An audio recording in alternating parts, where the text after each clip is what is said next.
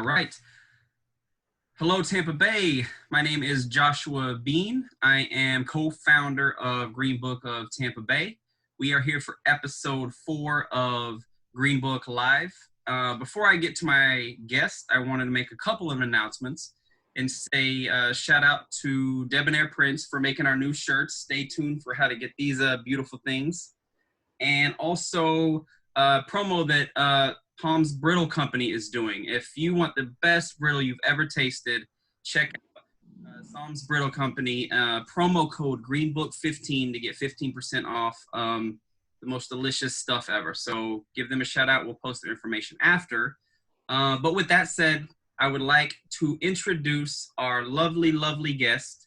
Her name is Gloria Jean Royster. She is an activist, an author, historian, and it's just a true pleasure to have her on today because while Green Book does focus on Black-owned businesses and nonprofits, Hillary and I, history is really important, especially local history, preserving that history, highlighting so many examples of Black excellence in the Bay Area. So with that said, and without further ado, I'd like to introduce you to Miss Gloria Jean. Hi, Joshua. Hello, Tampa Bay. Thank you for having me. I'm honored, and thank you for noticing what I do, what we do, the people who support history here in Tampa. Thank you. Listen, we put, activist, you're an activist, and I consider a historian, a very high pedestal. It's important that, like I said, we honor the history. So thank you for what you do.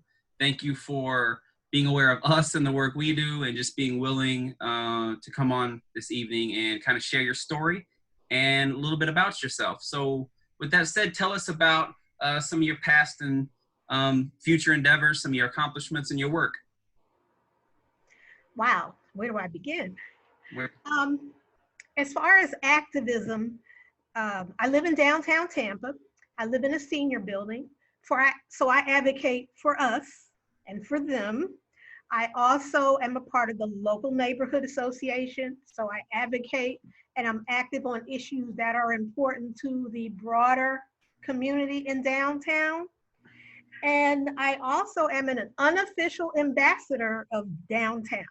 So wow, I promote all things downtown. I show up everywhere, whether it's a small business that's opening up, and then I help unofficially promote them on social media and tell people, get here as fast as you can. We're growing in downtown.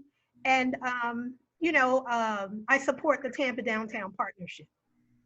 Beautiful. I love where I live, and, I'm interested in how I can make my, my neighborhood grow. And then there are other things that I've been involved in as an activist, including the Black Lives Matter mural. I helped bring in artists. The one in Tampa, correct? Yeah, the one in Tampa.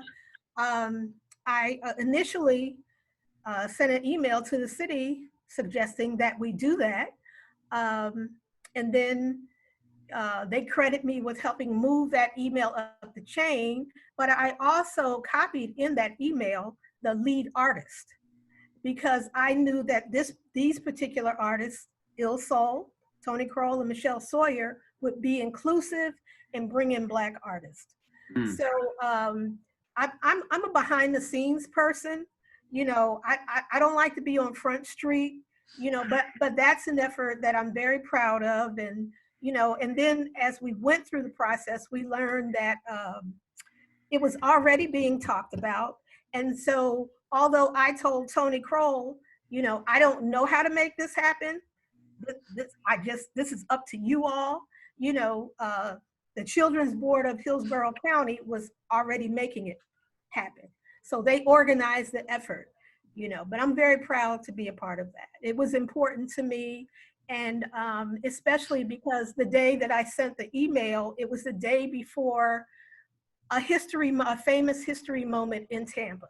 It was on June 10th, and on June 11th, Martin Chambers, an unarmed Black man, was shot in the Central Avenue area, and that began the 1967 Tampa protests.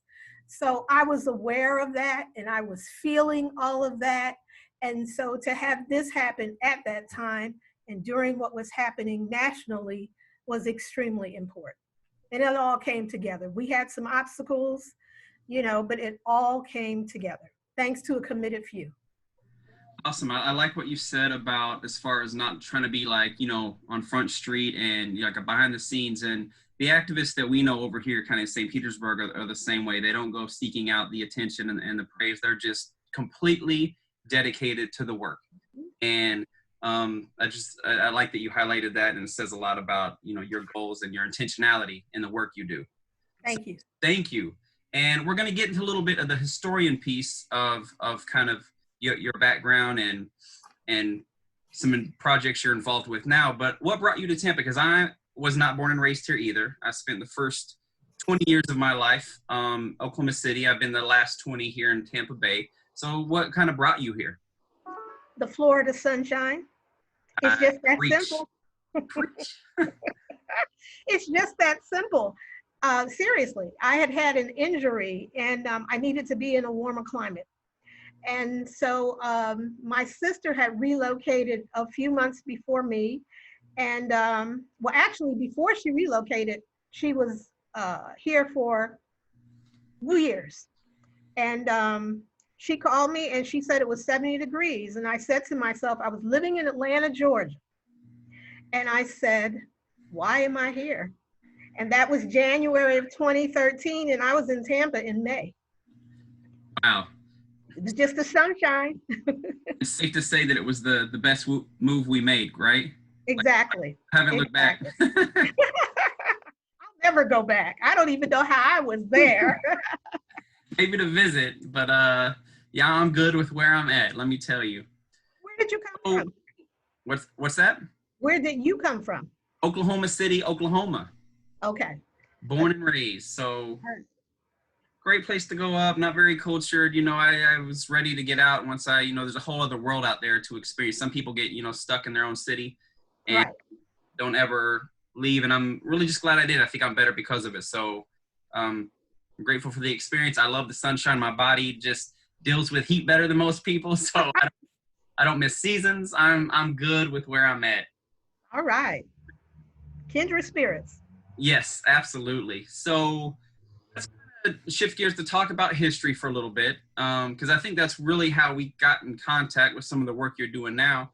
But I really wanted to just ask you before we talk about some of the work you're doing, tell us why history is so important and why is knowing our history so important?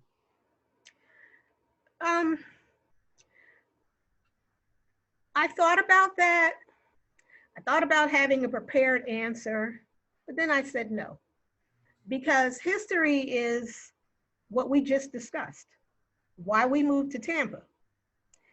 It's why I said kindred spirits. It's because we're meeting in this moment. It's because we have a mission to be here.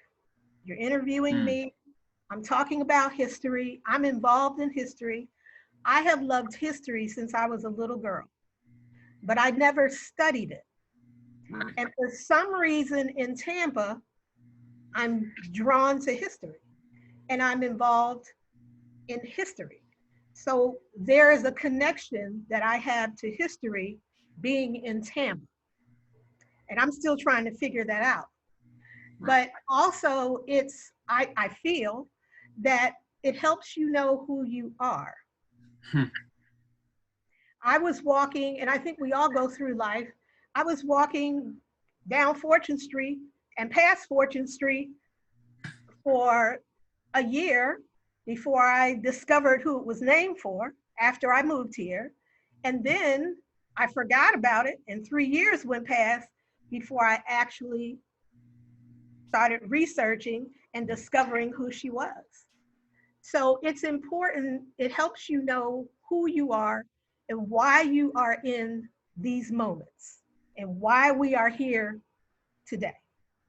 Wow, that was a very moving answer. I appreciate that. It really puts things in context and how things kind of come full circle, how people unite and come together because of history and through the love of history. So thank you for sharing. And I know for me, on one hand, I feel like, we're doomed to like repeat ourselves if we don't know some of the, like where we came from. And on the other hand, especially when it comes to Black excellence, the history of Black and brown folk in this country, so much of that rich history, it was just never told. It was pushed to the side. It was buried. And I think there's so much out there. My connection to history came from my love of music. I moved to New York City. I fell in love with jazz at the time. So I was like going to like Harlem and Minton's Playhouse, formerly, where the building was, where bebop was created. I was going to 52nd Street, even though it's not the street anymore, but was just the hub of jazz clubs from the 30s to the 50s. So then I come to Tampa, and I just, the connection of Ray Charles to the Bay Area. Wow. And to Ella Fitzgerald and the Jackson House, which is finally getting some traction. And then I moved to St. Pete, and just the Manhattan Casino and the Deuces and that Chitlin Circuit, and so many great entertainers come to the Bay Area. Just that really like sparks an interest in me. And through that, you find out through other history and civil rights leaders and icons. And it's just a beautiful thing. And it's a story that it's a gift that keeps on giving. So once again, is really why I appreciate people like you who really try to highlight and tell stories that, to be honest, wouldn't be told if it weren't for people like you. No. I thank you for that. You're welcome. So speaking of history in Tampa, let's talk a little bit about Madam Fortune Taylor Ranson. That's, I think, really how we got connected. Exactly. I live 2 blocks south of Fortune Street. And as I was saying earlier, a year after I moved here, I came across a book called South Tampa Magazine at the time. But it's the same people that published this one, and it was exactly this size. And because I had paid attention to the street name, because it's unique, they did a feature story in 2014 about the history behind some of the Tampa streets. And they had a little blurb about Fortune Street. And I got so excited because it was a street name for a Black woman. And how often do you hear that? And not only was it named for a Black woman, it was named for her in the 1800s, which is unheard of, considering the time. And she was once enslaved, and she hadn't been that long out of slavery, maybe 10 or 15 years out of slavery. So that's how I got connected with her. And I remember being overcome by this feeling, and I got excited. And I said, one day I'm going to write a book about her. And then I forgot about her for 3 years because I got busy living in my new city. Right. And what happened 3 years later,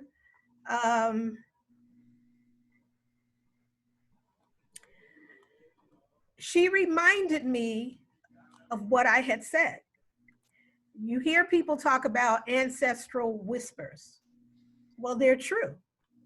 And she wanted her story told. And one day she just started whispering in my ear,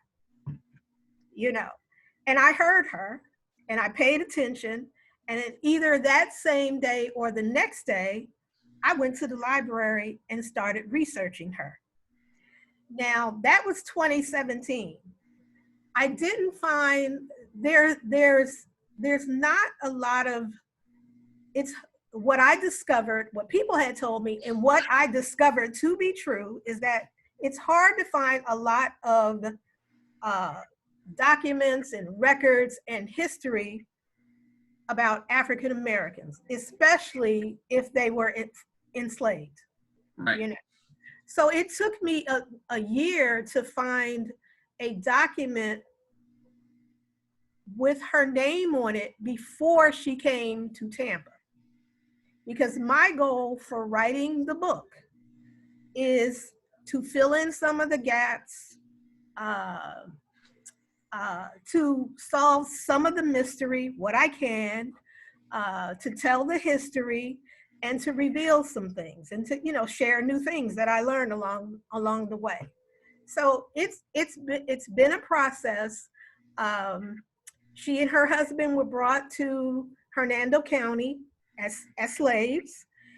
And they came into Tampa in about, let's say, 1863. We're still working to get the exact date. We may not, but we're making the effort. And when they came into Tampa, they were still legally enslaved.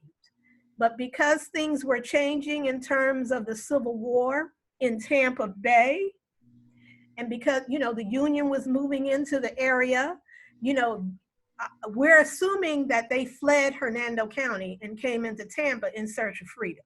So they were still legally enslaved.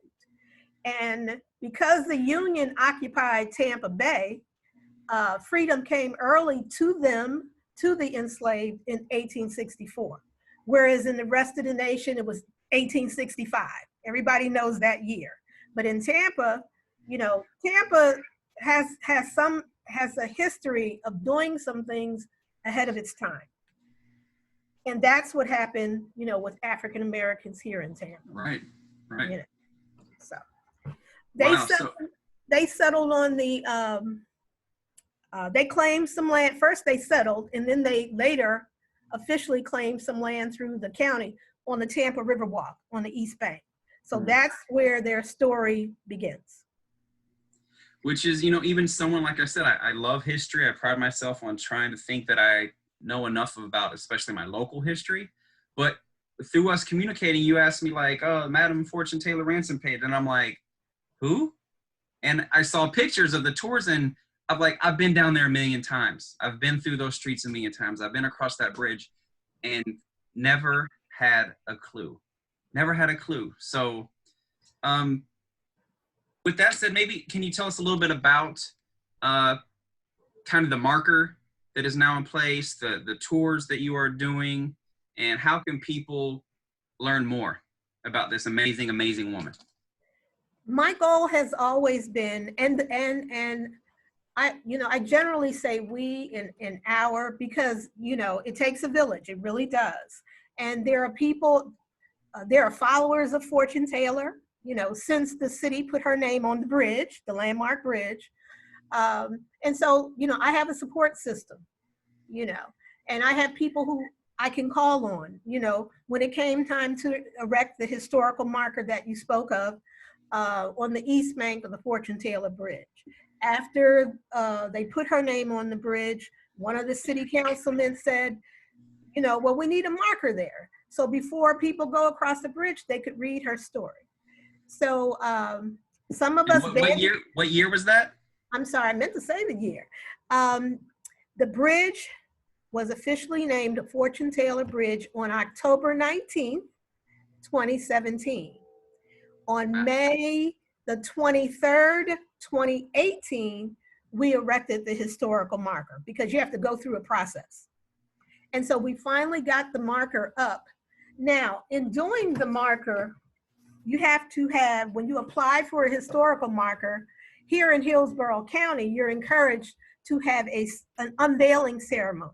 So as part of that ceremony, we put together a commemorative booklet. It's a 40-page color booklet.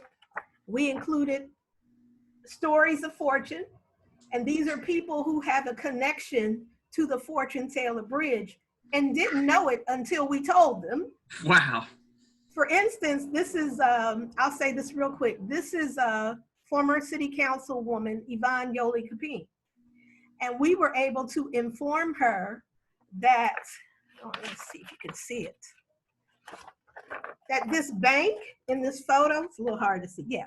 This bank in this photo, her great-grandfather was one of the founders of that bank. That bank, historians believe, is where Fortune Taylor's house once stood. Her great-grandfather used to ride his bicycle to and from work across the at that time, Fortune Street Bridge to work. She did not know that until they were discussing putting Fortune Taylor's name on the bridge. So when we did the ceremony, she told us the story of her great-grandfather, and we were able to put it in this booklet. So we did things like that to connect the past, present, and the future. And also how we got to the tour, the walking tour that I now do for the Tampa Bay History Center, was in this booklet. I outlined a tour. We took one whole page and outlined a walking tour, not so I could do it, but so that somebody could do it. Right. So the downtown library, John F. Germany, they were paying attention, and they asked me at some point to lead that walking tour. And I stepped back, I let them manage it, I let them Right. coordinate the tour Right. and outline it, and I just let it. And from there, eventually, I realized that I wanted Madam Fortune Taylor to have a home. So her story is never erased again, you know, because they disconnected her street from the bridge during urban renewal. So in order to keep her spirit alive, I developed the script and I took the tour to the Tampa Bay History Center. So even if I leave in the future for some reason, that script is there, that tour is there, and somebody else can step in and lead that tour, and it keeps her spirit and the story alive. Wow, that is amazing, amazing work, amazing accomplishment for you and your support system and all the people who played a part in that. You know, I should have just asked you beforehand, but you know, I was trying to do my research. I was trying to get my hands on some of your books, and you had me looking on eBay and Amazon, and it said out of print, out of stock. I was like, how can I collect vinyl too, so I'm like, just because it's out of stock doesn't mean I can't get my hands on it. How can I get my hands on that book?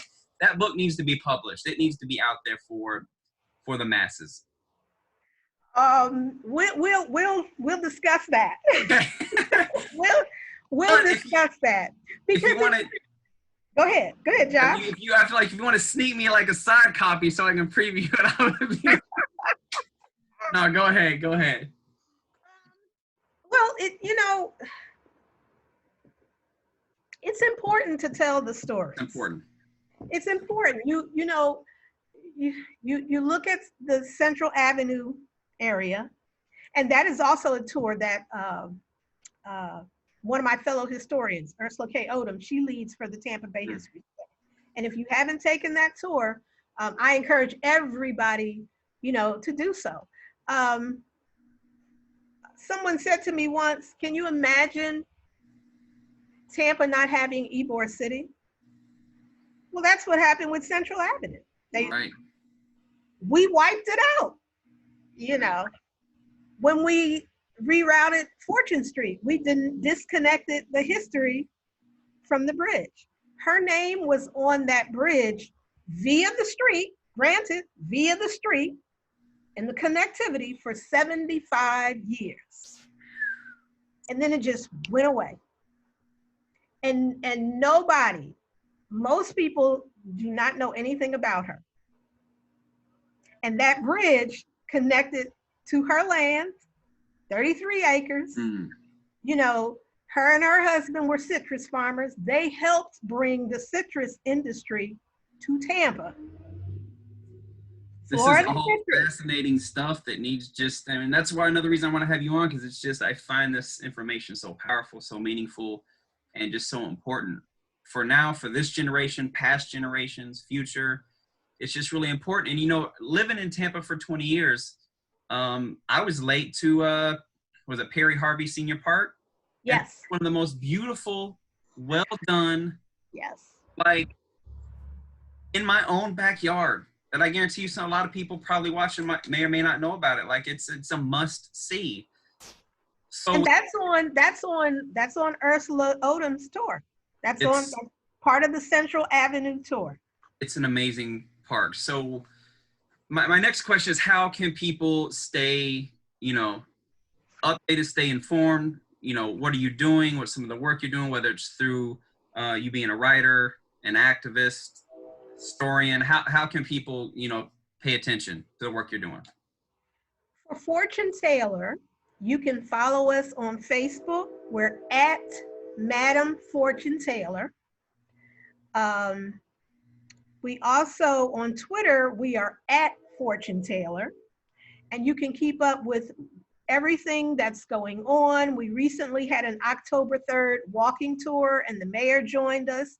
We posted pictures, guests. We were able to share pictures from guests. Um, we tell you about what we call good fortune news. Visit Tampa Bay has reached out to us to promote our tour to visitors to Tampa. And that is something we've always wanted to do, is take her story national. So if people are coming to Tampa and they're taking our tour, that means they go back and they tell other people, and her story gains a broader audience. So, you can keep up with what's going on relative to her. Every now and then I may post a tidbit from the book that I'm writing about her. Um, um, my audience will be high school and adult for that book. I also, a few months ago, started writing a children's book about her, because we want to get the information to everyone. We want to make Beautiful. everyone aware of this Tampa pioneer. Beautiful. So I do know you tell us you have a tour coming up. Is Halloween weekend this coming? No. Is that the central? Yes. Okay. Yes. So what I've been meaning to do, and I will do that after this interview, is go ahead and put because we have the African American Heritage Trail over here in St. Petersburg that's listed on the Green Book, and I've been meaning to add both of those as well through the Tampa Bay History Center. So thank you. Can sign up. So yours is actually in January, if I'm correct. That is correct. My next two tours will be January 2nd and March the 6th from 10 a.m. to 11:30 a.m. And you sign up on the Tampa Bay History website under events and then walking tours. Awesome. I can't wait for you, and I feel a little guilty for you to meet our co-founder Hillary, because she's just such a wealth of knowledge, so much passion, so much energy. She's just a force and loves history too, and I can't wait for you all to meet. So we'll definitely try to be there together for the January one. I know she might try to go for this upcoming one this weekend. Okay. But I guess I wanted to steal you for myself, but you all will meet soon enough. Make sure and get all the info to us, because when I post the video to Instagram, I'll make sure and include all the info so people can stay informed and follow you and the amazing, amazing, amazing work you're doing. Thank you so much. And I am genuinely honored to be here. Thank you, because you're helping us. You're helping us make her story public. Listen, it's cliche, but it takes a village. So I love this opportunity. I love the forum. I love the potential. So let's just keep collaborating. Let's keep working. Let's keep supporting each other, because that's how change happens. So thank you, Green Book Tampa Bay. Thank you all. So I'll post all of Gloria Jean's information up, how to contact her, how to follow the work she's doing, how to schedule a tour. And with that said, one more shout out to Psalms Brittle Company. 15% off. Green Book 15 is the promo code. Shout out to Debonair Prince for these amazing shirts. So stay tuned on how to get your hands on one of these. And thank you again, Gloria Jean. We appreciate it. Thank you, and we'll be in touch. Good night. Good night.